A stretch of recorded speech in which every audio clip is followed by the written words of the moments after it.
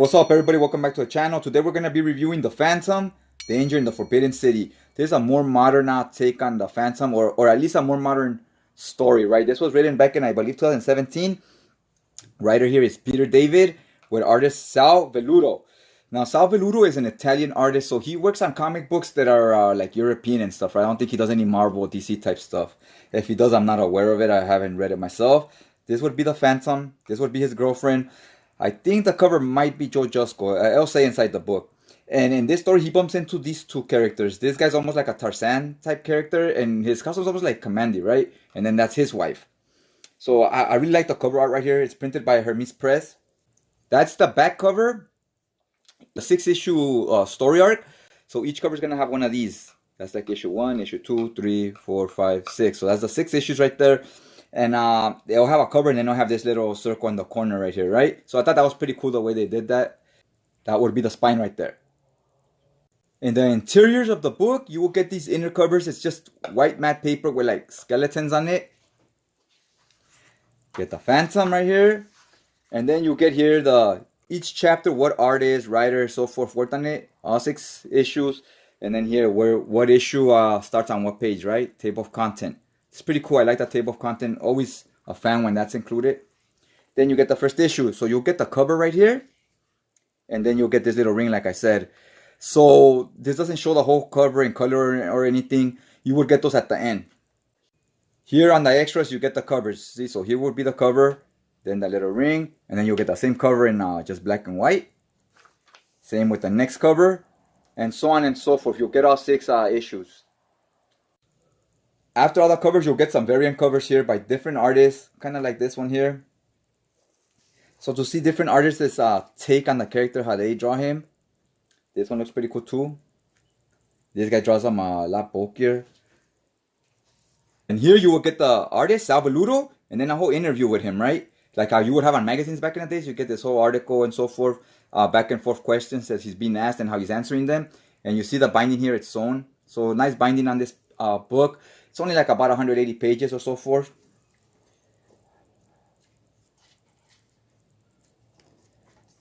Then here, the creative process. They show you some notes and so forth of how they do the book, explaining to you how the artist and writer work together. Now let's get to some of the story itself, show some of the interiors, and I'll give some vague opinions without trying to spoil too much. Okay, here in the beginning pages, you get right here, this character, he was lost at shore. You see him waking up here in the water. And this guy grew up on this island, right? Where he got lost at shore. He come in this guy, the Phantom. You see here he picked up this skull and whatnot. So that's his origin. It gives us a briefing on his origin. And he grew up in this island and pirates attacked his ship. That's how he got lost in that island. So he became the Phantom and he hates pirates. He fights pirates a lot and so forth. That's his thing. What I found interesting is that it's not the same person. Over the generations, he'll teach a new member or a friend or a family member or son or whatever to become the next Phantom. He'll get old, a new Phantom will arise, and so on over the generations. So it's never the same person, right? Every like 10 or 15 years, you will get a new character taking the moniker. So I like the way they do that. It kind of gives it a taste of realism. Like one can die or get old and a new one will take the spot. Here in this story, you get this big bad right here. This is the Bruiser. Look at him breaking through this wall. He's a big buff guy, but he's not like just all muscles like in your superhero comics, right? Look, like he has some fat on him and so forth, but he's still real strong. Think almost like the Kingpin. So I like what this artist does. His art is very like he gives the characters realistic bodies. Not everybody's super shredded like an athlete would be. Everybody has different sizes, heights, body shapes and so forth, right? Really enjoyed that. And here's our main guy, the brains of the operation. He's this pirate. This has a past with the Phantom. I won't spoil that for you guys, but he knows who the Phantom is. He's met him before, and when they bump into each other, it'll make it very clear they do not like each other and so forth. Now in the fight scenes, the fight scenes are very realistic because this artist goes for a bit more of a realistic take. Like look at it for here. He's grabbing him in a full Nelson, almost like a wrestling move, right? So they're fighting very realistic. They're not doing these big roundhouses like Bruce Lee and jumping from one side of a building to another with a spinning ninja kick and all that crazy stuff you will see in other books or by other artists. yeah, that stuff looks a lot more dynamic, but this works as well. It looks a little more slow-paced in the fight scenes, but they do look more realistic. My one issue with the art was in certain action scenes or fight scenes when they are trying to go dynamic. Look at, for example, here he punches this guy, but it looks at a place like he should be flying farther and he should be turning that way, right? He's turning this way, but he's punching that way. It looks off, and I know he was trying to go for a dynamic action scene where he punches the hell out of this guy, and that explosiveness in this type for this artist, it doesn't work. Like, it's not his strong suit, if you will. But other than that, the art was real strong.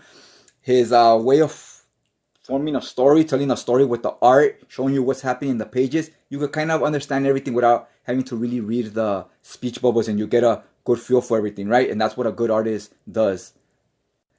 I thought the dialogue was real good. Peter David is a master storyteller. He's great with dialogue and so forth.